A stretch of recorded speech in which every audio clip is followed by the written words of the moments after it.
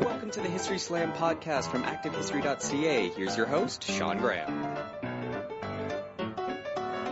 Thank you, Adam. Welcome to the History Slam, everybody. I am Sean Graham, coming at you today nearly live from Ottawa, Ontario, where I just watched a terrific documentary that is debuting next week as we record this on November the 6th. There is a special screening and a Q&A panel at the TIFF Bell Lightbox down in Toronto, and then a world broadcast premiere on November the 11th, Remembrance Day.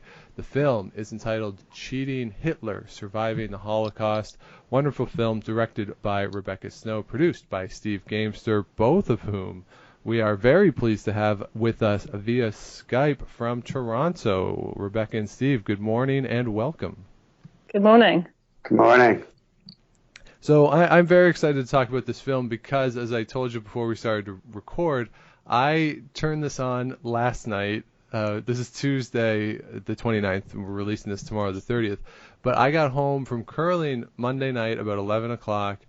It's about an hour and a half film. I said I would watch the first half, go to sleep, wake up, and then watch the rest. But I got to the halfway point of it, and I just felt very invested in the film, and I didn't want to turn it off, and I watched through the whole thing. So I'm really excited to get into it. But Rebecca, we'll start with you. Just broadly for people who may not have heard of the film yet, what can they expect when they turn it on?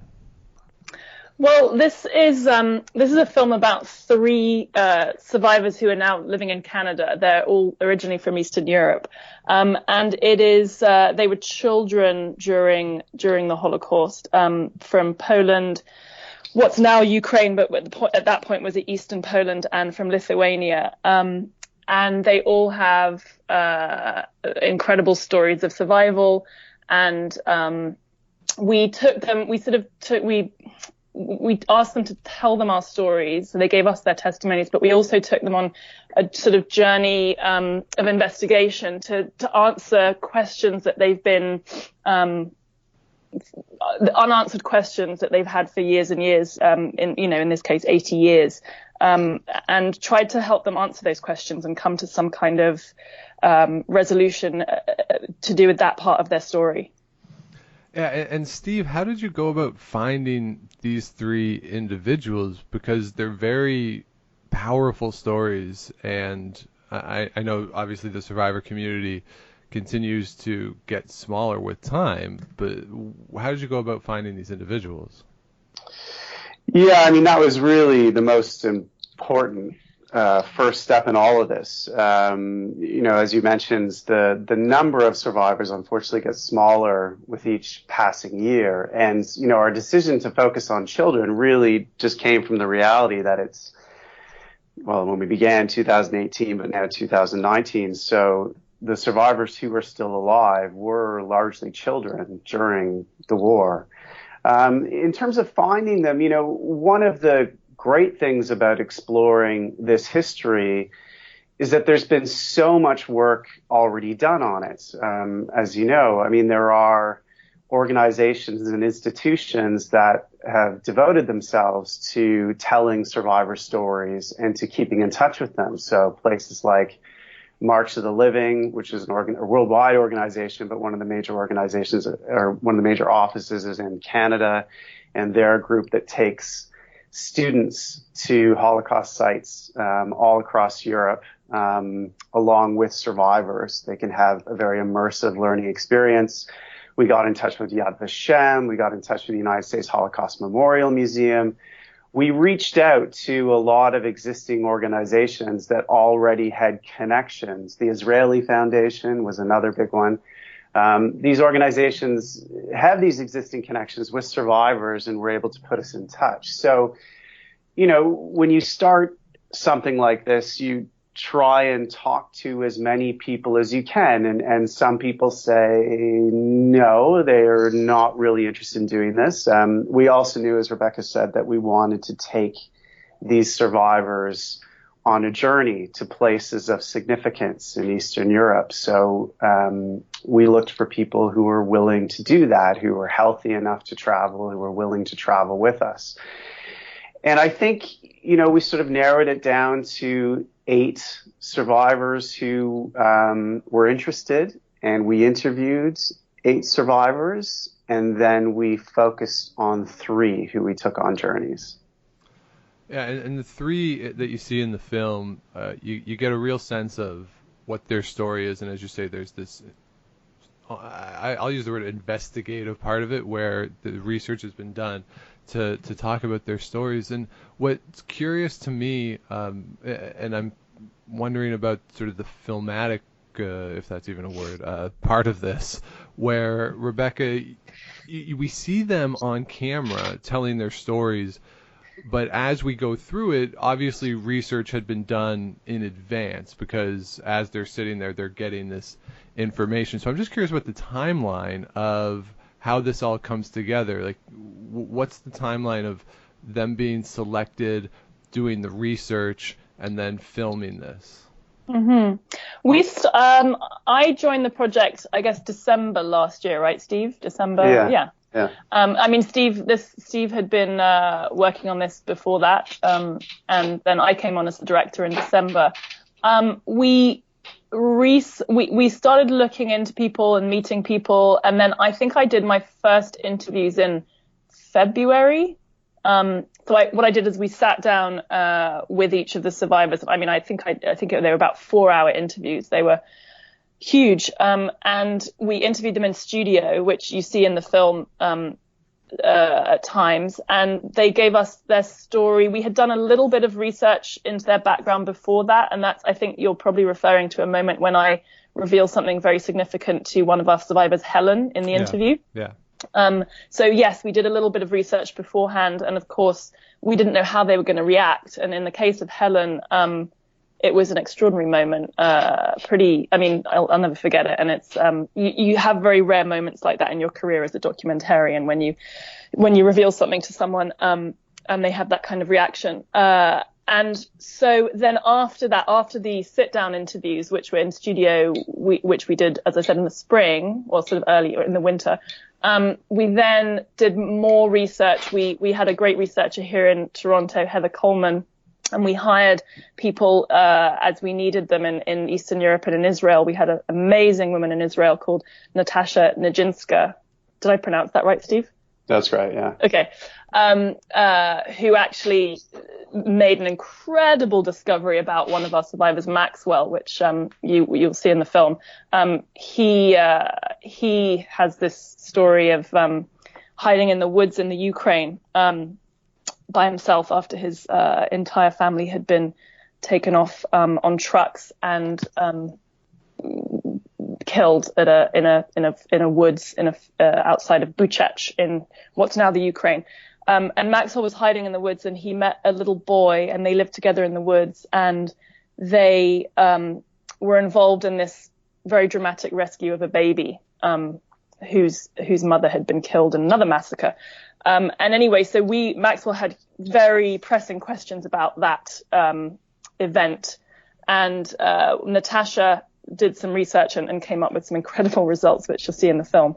Again, just moments where, in my 20 years in documentaries, that you dream of moments like that, where you're going to, first of all, make some incredibly life-changing discoveries for someone, apart from the documentary, but also to actually have it on film and see it happening. And, Maxwell, I think, had a genuine, sort of resolution to his story, which was incredible to see and be able to capture on film. So, yeah, there's a lot of powerful moments in it, but that is in particular one of them. But I was watching it wondering, did you as the production crew know that they had found this result and were going to give it to him at the time? Because, the story is, that she was able to identify this baby is remarkable. It's really incredible. So were you there knowing that she was going to tell him this, or was it just as much a surprise to you in that moment where Maxwell finds out? So amazingly, when we first interviewed Maxwell, we didn't know we were gonna make all these discoveries. After the interview with him, when he told me in the interview about the extreme guilt that he feels over something that happened to him in the forests, we knew we had to try and help him answer some questions. So we did hire this researcher in Israel, and 2 days, and we knew we wanted to fly him to Israel and do some filming with him there anyway. And we were sort of hoping that this research would come through. 2 days before I was leaving for Israel, Steve and I got an email from the researcher, didn't we, Steve, saying, we've, she's made this incredible discovery and she has something to tell Maxwell. So, yeah. Yeah, and I think, your original question, Sean, about how we do the research, and Rebecca's hinted at it. I think one of the things I'm most proud of about this film and the team that worked on this film, I assume many of the listeners watch History Channel and watch history documentaries, and there's only so much you can do. Film is sort of a limited medium, and the amount of time and funding you have to do original research is somewhat limited. We really do rely on professional historians who have done most of the heavy lifting, who have spent hours and hours and weeks and months in archive to uncover these amazing things. And, one thing that made this project special is we were really able to dive into original research ourselves. I mean, at the heart of this was finding the survivors who could tell us a story that illuminated the experience of the Holocaust for a film that would air on Remembrance Day. But there have been so many films made about the Holocaust. There have been so many books written about the Holocaust. I think at last counts, one historian told me there are 16,000 books listed at the Library of Congress about the Holocaust. Wow. So where do you begin? And how do you even hope of breaking new ground, especially on the schedule of making a documentary film? So, being able to have the three individuals who Rebecca did these incredibly thorough interviews with, and to find out what stories or what unanswered questions they had from their past really gave us a focus. And in Maxwell's case, this mystery he had about saving a baby in a forest in 1943 and then never seeing that baby again and not knowing if the baby had survived the war or was still alive today gave us a starting point. But, when you choose to invest in hiring that research in Israel, we had no idea if that was going to pay off. And in the limited funds you have to make a documentary film, it's a risk. And sometimes the documentary gods smile upon you and sometimes they don't. And in this case, they did. It was really one of the most extraordinary days of my career. And I think Rebecca, has already stated she felt the same way when we got that email. And it was a very extensive process. I mean, this researcher, Natasha, she specializes in this type of thing. She went back to the original sources in Poland and Ukraine and looked for every child that was born, between 1939 or 1943, or I guess it started a little bit earlier, in that area, and tried to find out what happened to them. So it was an exciting process, and the fact that it actually played out in our timeline was extraordinary. So yes, when she tells Maxwell in that scene, when Natasha tells Maxwell that she has found the baby, that was all totally, I mean, he had no idea, obviously. We walked into that scene. I knew, but I only knew from a couple days before. Wow. And even though I mean, in that short timeline to only know a couple days before, and I'm sure you had a sense of what his reaction would be, but it's so powerful to see it that, I'm sure everyone in that room was choking up at least a little bit. Oh yeah, there were many moments like that, but that in particular, I didn't know how he was going to react, to be honest. Okay. It's it's 80 years of emotion that he's had over this, and he never thought he'd find that baby. Right. He said that to me, and so I had no idea, because all of the feelings and all of the trauma that he was going through, he was going through as a 13-year-old boy, and I don't know how an 89-year-old man's going to react. But it was incredible, yeah. And I mean, the whole crew there were many times on the shoot that the whole crew was having a hard time with everything, of course. Well, another time where I'm sure it was difficult. It was difficult to watch as well is the story of Rose. It's another one. And what I found really interesting in contrasting the stories is that we can talk about Helen too, but Rose really wanted to seemed like she shared the experience of going through her story with her granddaughters. And I found that really powerful. And I'm just curious, at what point in the process did she express this desire of, I don't want to just, it seemed it was driven by her, that I don't want to just tell my story. I want to share this with my family.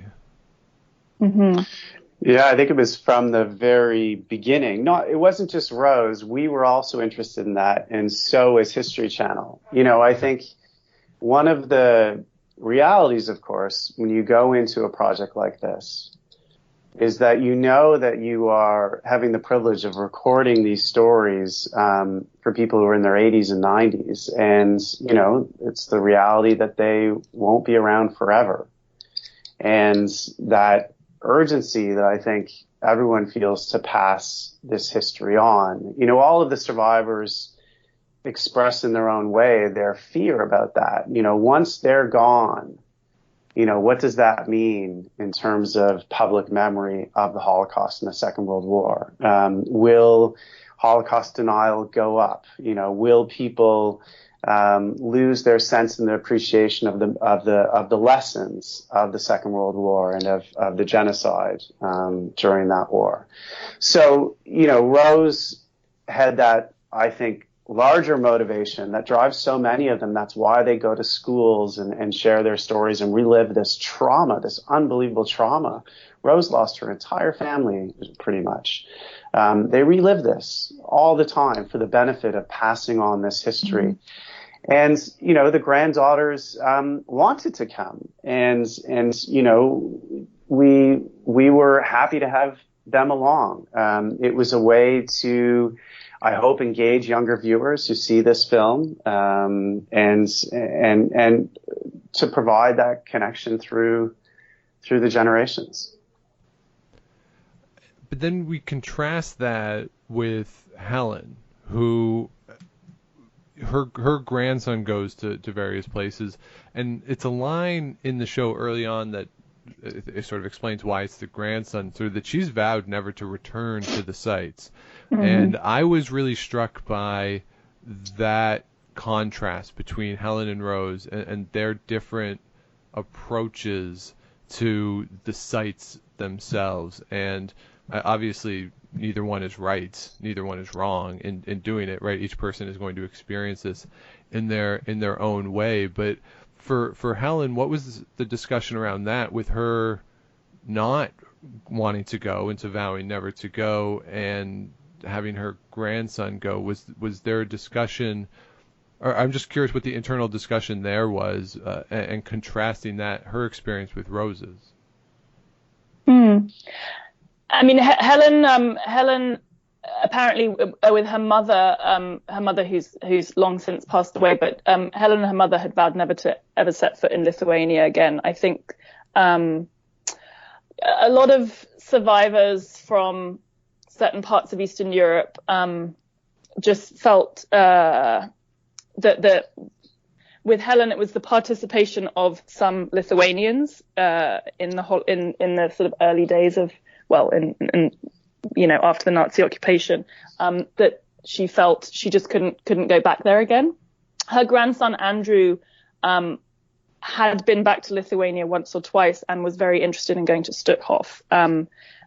He lives in England, and he's just a sort of closer geographically to the history, and also he's particularly interested in his grandmother's story.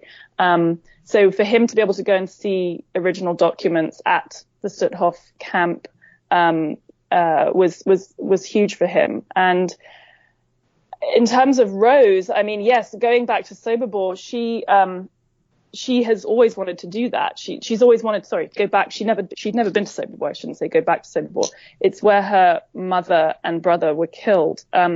And she has always wanted to do that. She turned 90 a couple of days before we actually went to Sobibor. So she was in Poland with her granddaughters for that. So I think it was a huge thing for her. It was, I mean, I think all of us on the crew were just struck by how incredibly brave she was to do that, to be able to go to that site and say Kaddish for her family.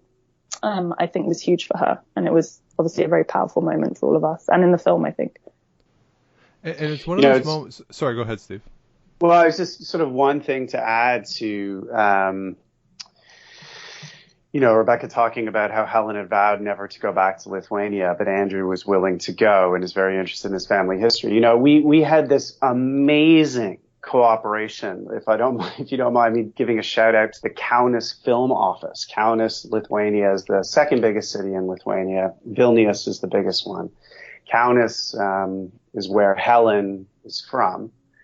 And, the film office there really helped us out. And one of the things they were able to do is they were able to allow us to film. We thought it would be interesting. I think it was Rebecca's idea to film at a school, to just capture some B-roll of kids playing today. That was always a theme of the film, this contrasting the innocence of childhood and the horror of the Holocaust, to get a sense of what it must have been like for these kids to essentially not have a childhood or have it cut short because of the realities of war.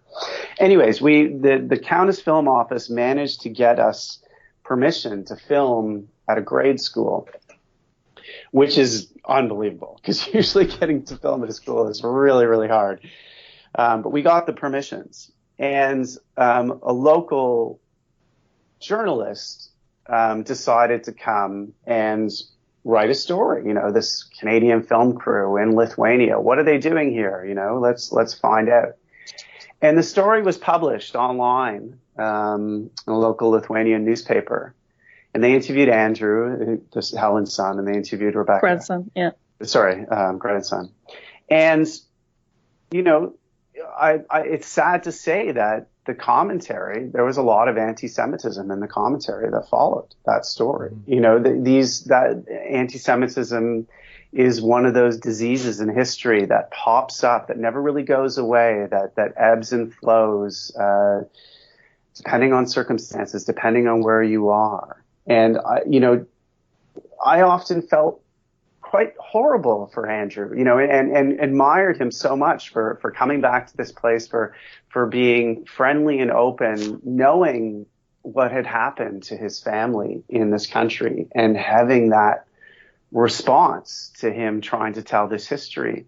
It reminds you that, the violence of the early to mid 20th century and the prejudices that led to that violence is still deeply rooted in the culture in a lot of these places. And we did encounter it. And we admire and are grateful to Andrew for being brave enough to come back and tell that story with us.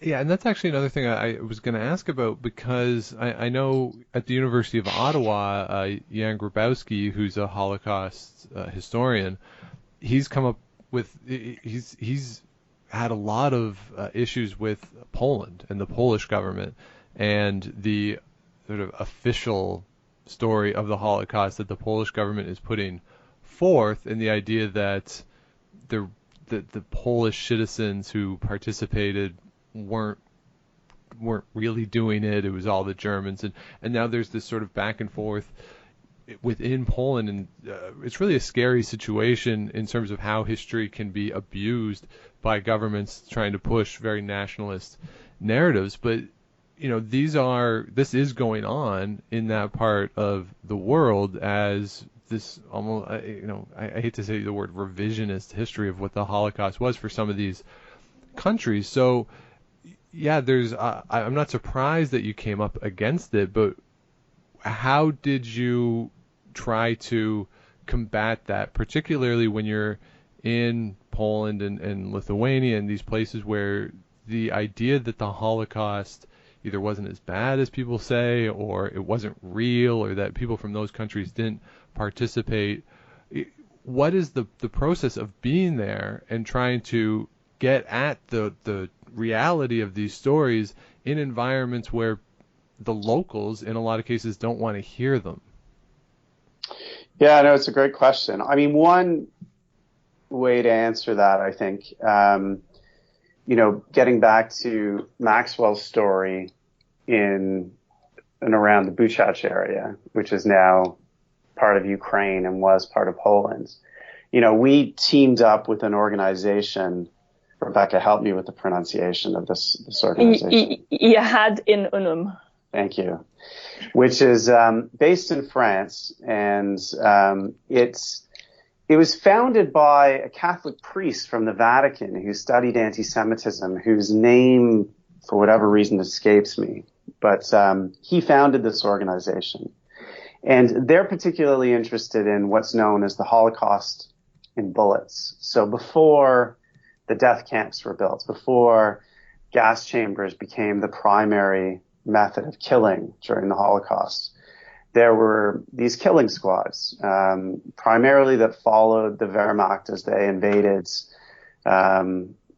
eastern Poland and then the Baltic countries and then into the Soviet Union, the Einsatzgruppen, that followed the frontline troops and committed these horrible mass shootings. Anyways, this organization, they go to these towns in the former Soviet republics, Belarus, Ukraine, Moldova, and they search for killing sites. There are thousands of them. And they often encounter a lot of resistance from the locals who say this didn't happen, or what are you talking about? There wasn't a mass killing here.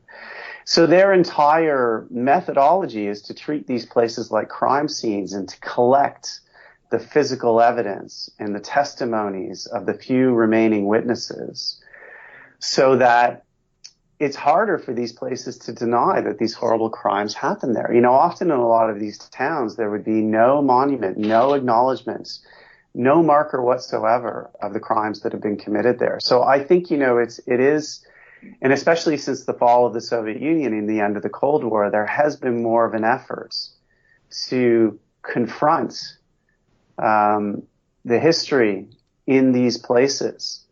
And it's an ongoing process. And we were more observers to that. I wouldn't say we were trying to confront it. We were going to these places to tell the stories of our subjects, but we didn't have a lot of interaction with locals who were resistant to what we were trying to do. Mm-hmm. That part too, where the Holocaust in bullets, that's something that, you're right, it doesn't get talked about all that much. And I think one of the narratives that I'm pretty sure was presented in one of my courses, I hope it wasn't a museum, maybe it was I want to say it was a course, was that while some Jews were shot in the Holocaust, it wasn't that many because it was so expensive, and that the Germans didn't want to waste bullets when they could, when they had these gas chambers. But then you go out in this film and I'm sure it's more difficult. Obviously it's an hour-and-a-half film, but if they go into the places where we know that these camps were, and they just find shells. Yeah, it was extraordinary. And when we went to Buchach in what's now Ukraine, with this group Yahad in Unum, they, I didn't really know what to expect. We had 2 days filming with them, and the reason we were there is because Maxwell's mother and sister, who got on the truck that he did not get on, because his mother told him not to, were taken up to this hill just outside of town in Buchach. It's called Feder Hill. And Maxwell assumes they were shot there. And so Yahad and Unum took us up to the hill, and they had already started researching this site as part of their process, going across Eastern Europe and looking at some of these sites.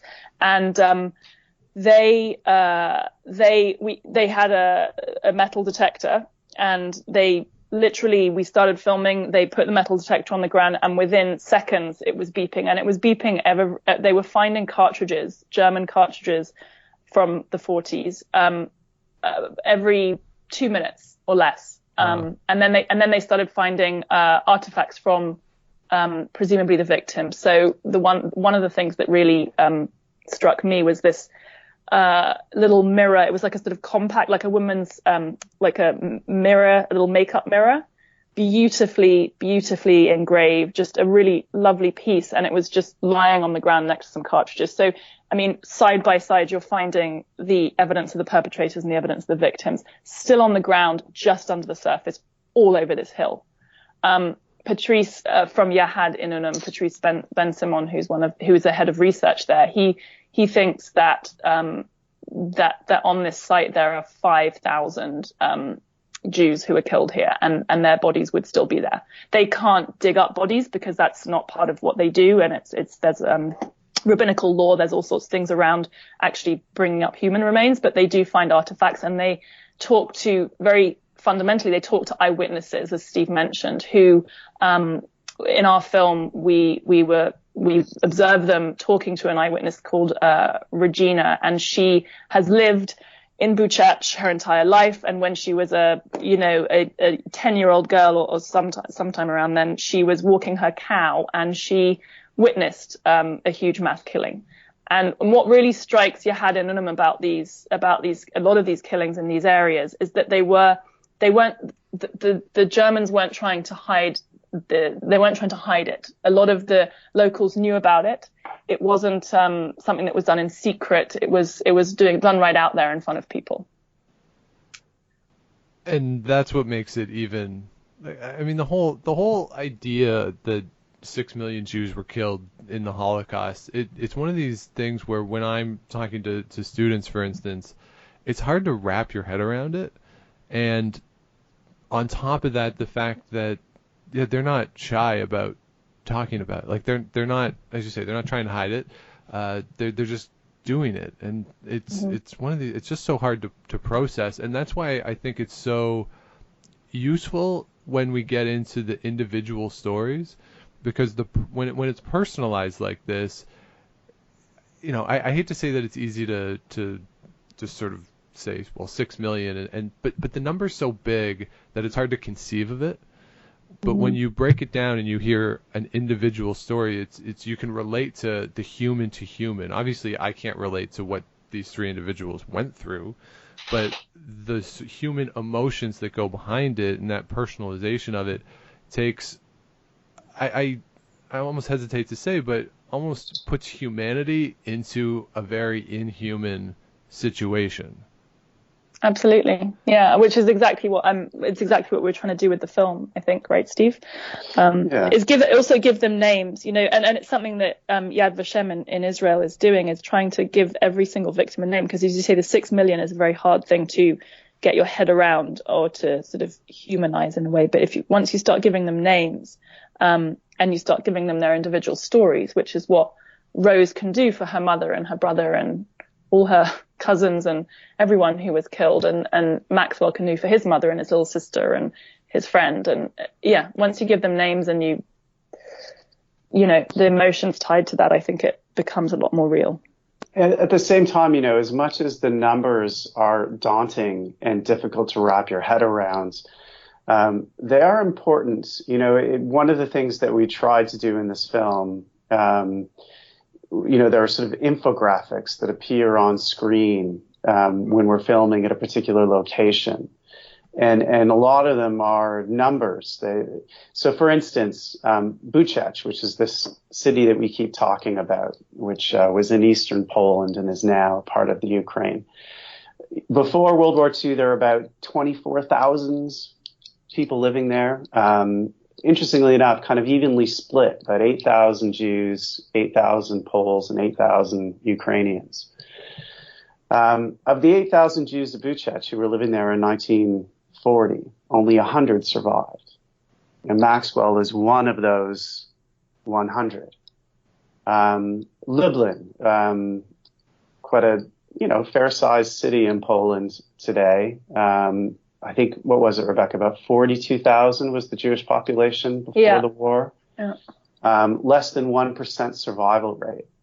So it's I think one of the things that really strikes you when you go and you tell the story of the Holocaust in the East is how low the survival rate was. I think Lithuania, in fact, had the lowest survival rate of all Jews. Entire communities and their families erased, with only a few survivors like Maxwell, Helen, and Rose left to tell those stories. So while, yes, absolutely, we wanted to tell the story of individuals, it's important not to lose sight of these numbers. And one of the other really disturbing things is how quickly these killings happened. I think, as part of the research, there's a fantastic book called Why? Explaining the Holocaust by a historian named Peter Hayes, which I read as part of the research for this film. And he points out that more than 50% of the killing in the Holocaust happens in about a 12-month period.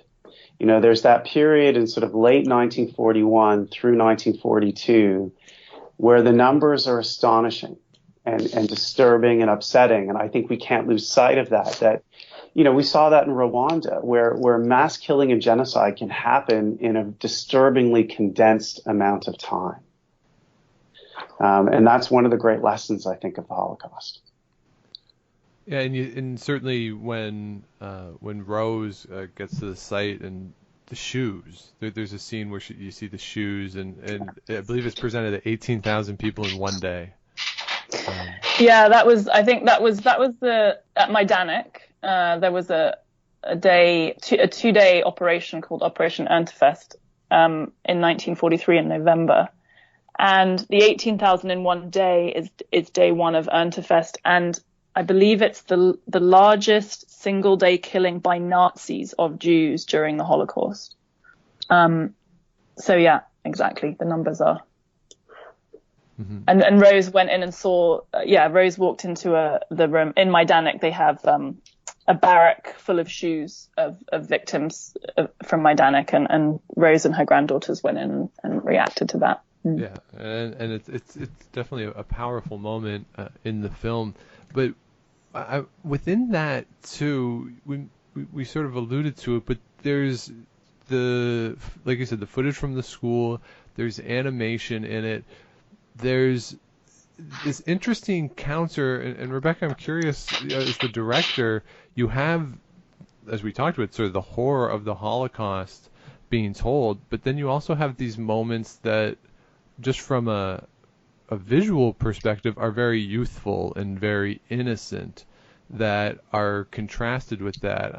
I'm just curious, from a director's perspective, how was that decision made, and how do you walk that fine line in telling the story that is so terrible and the reality of it versus these images that project an innocence and that youthful spirit?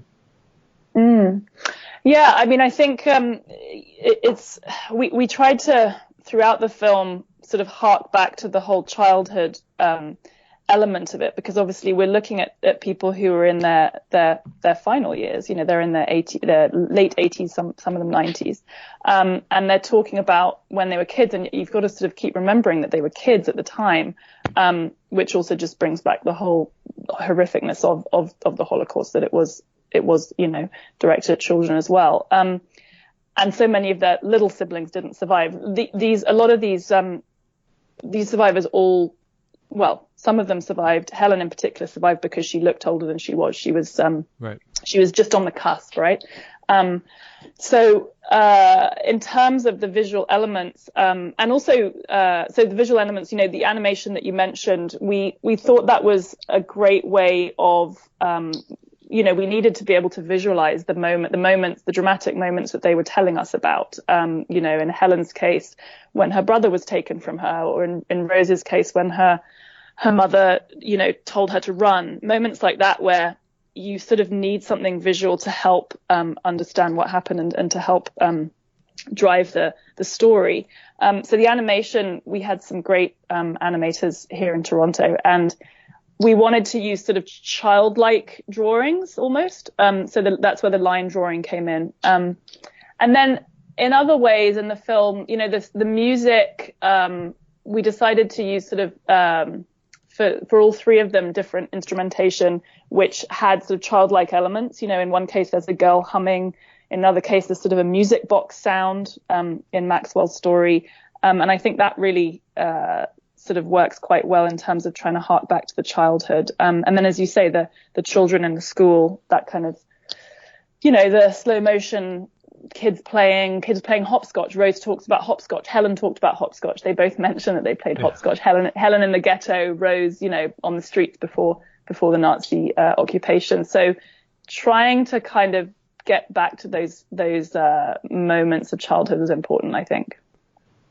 Yeah, and just I can't remember which one of it says that when they were playing hopscotch as a kid that her mother would get upset because she was going through her shoes too fast, right? Right. Right. It really, you see these people who, as you say, are seniors and in their 80s, 90s, but when she tells that story, she almost, you can see the glint in her eye that she's a kid again, right? And she remembers that. So with that, and I think the other thing with that is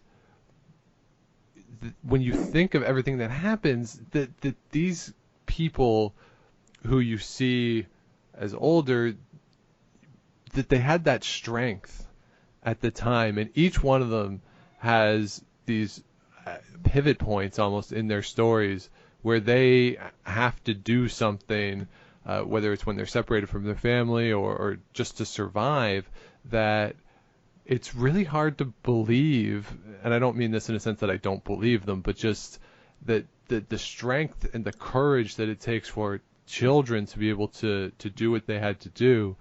And I agree that having the line drawings and the images there really is a nice way to remember that these are kids who are doing these remarkable acts, and I think it happens to everybody. I think it's Helen's grandson says in the film at one point that I don't think I could have done that.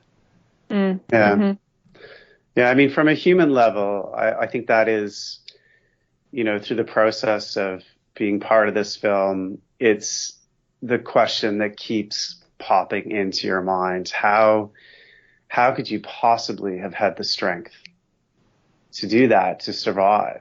Mm-hmm. You just, time and time again, you think that when you're talking to these people and you're learning more and more about their stories, the strength of their parents, the strength of them to be able to, when you think again of the case of Maxwell, who, I guess, Rebecca, would he have been 12 in 1933? He was 12 when he first went. 12 when he first went into the woods. Yeah. Yeah. So here's a 12-year-old kid whose mother, father, grandparents, little siblings, and his little sister have all been murdered, and he has the strength to run into a forest, dig himself a shelter, gather his own food, to survive. I mean, it speaks to that human capacity to survive, but I don't think everyone has that. I do think there is something exceptional about these three individuals where they, through a combination of their own strength and, let's face it, luck, it's, I don't know what you call it, luck, fate, whatever your belief system is, but Ellie Rubinstein, who's a Toronto rabbi who founded the first synagogue of Holocaust survivors in Toronto and was an advisor to the film, said to us early on in this process that in order to survive the Holocaust, you had to have 1,000 doors open for you at exactly the right time. So there is an element of luck involved in this too, and I think that also leads to a sense of guilt in many of these survivors. Survivor guilt is a real thing. Despite your heroics, despite your strength, all of them do have this, why me? Why did I survive when all my classmates and all my family didn't? It's a very difficult thing. I would imagine. I mean, certainly my own experience doesn't come anywhere close to this, and most of it doesn't, but that sense of survival and that ability to survive is extraordinary.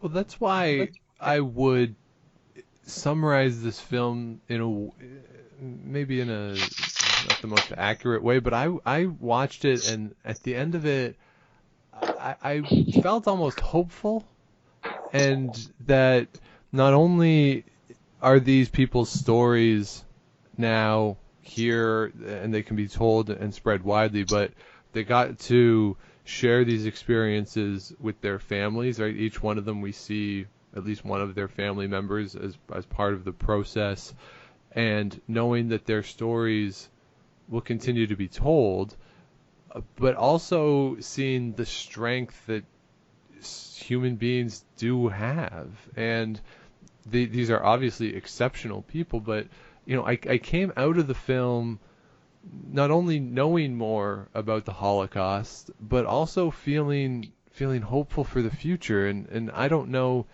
if that's what you were necessarily going for, but that's kind of how I reacted to it. And so I'm curious if each of you have had similar reactions from other people who've seen it, or even what your sense of the film is. I'm glad that's the feeling you came out of it. I mean, I think definitely in terms of each of their stories, there is out of all of this sort of darkness and tragedy and devastation that they've been through, and the trauma that they've dealt with, I think we hopefully through the film, through the investigations, and through, in Helen's case, she met someone very significant that she's always been wondering about what happened to them. In Maxwell's case, there was obviously a couple of reunions there where he was alleviated of this huge guilt that he felt over something that happened in the woods, and always wondered about the baby. And then with Rose, she finally got to go to Sobibor and say Kaddish with her granddaughters and where her mother died. So I think in that sense, there's some hope and there's some sort of resolution in a sense for them somehow. So that's, I think, to me, being able to see them go through this process, and to be able to sort of give them that in the terms of the research, our amazing researchers who found out all this stuff, and we were able to do these things for these people in this film. That for me was an incredible gift to them, but also just for me to experience, and I hope the viewer too. Yeah, I mean, hope is tends to go up and down at times. I mean, these three survivors were incredibly inspirational, and I think they give you hope for, and they had people who helped them. Rose survived because of a Polish family that took her in. Maxwell had a local farmer who helped him survive. So there are, amongst the darkness and the people who were committing horrible acts, there were individuals who were brave enough to stand up to the Nazis, to stand up to hate, and to try and stop it.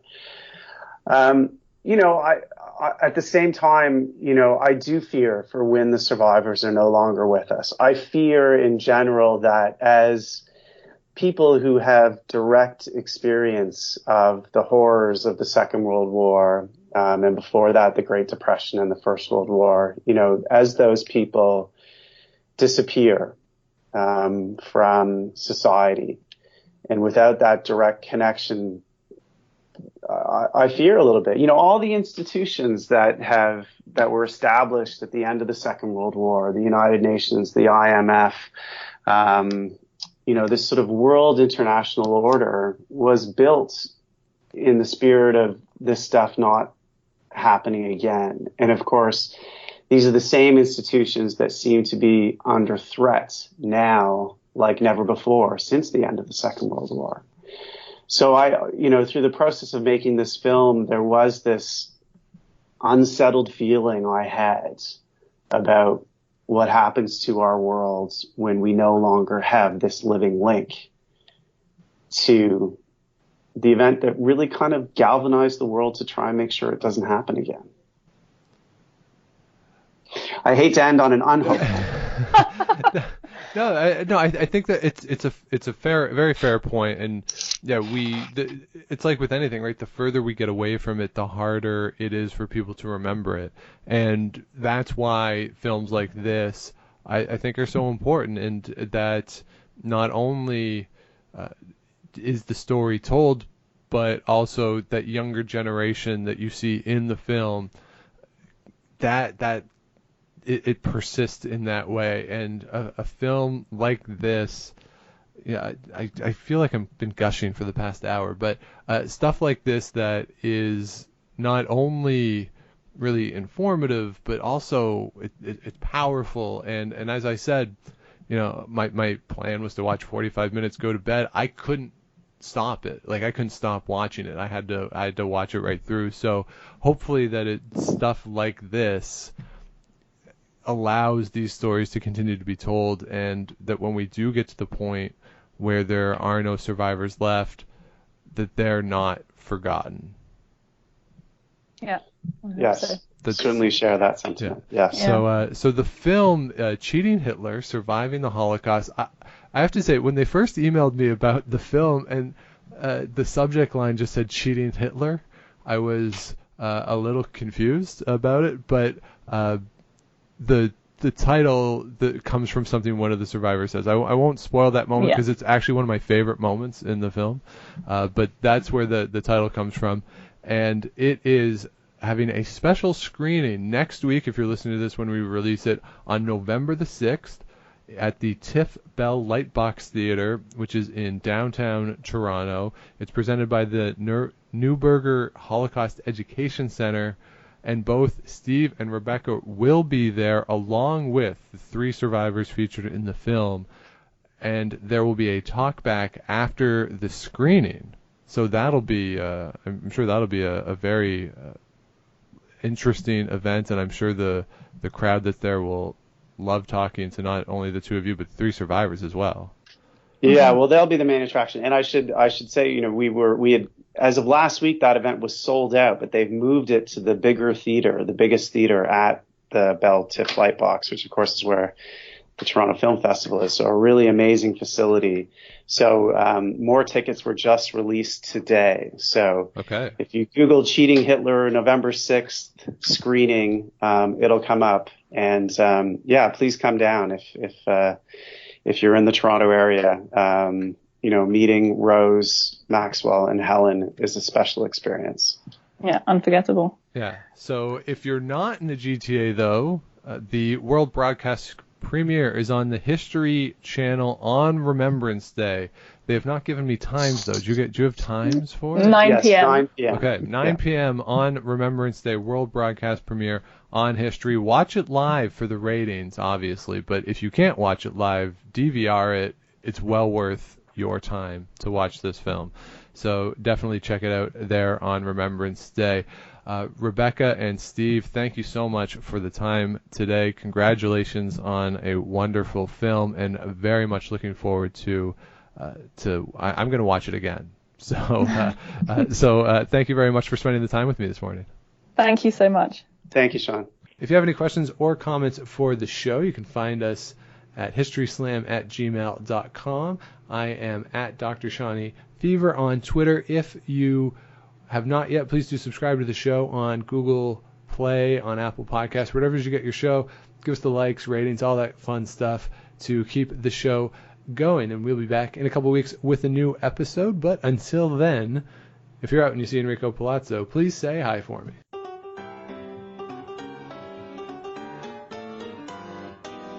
Thanks for listening to the History Slam podcast. Be sure to check out Active History for more features, articles, and be sure to subscribe on iTunes.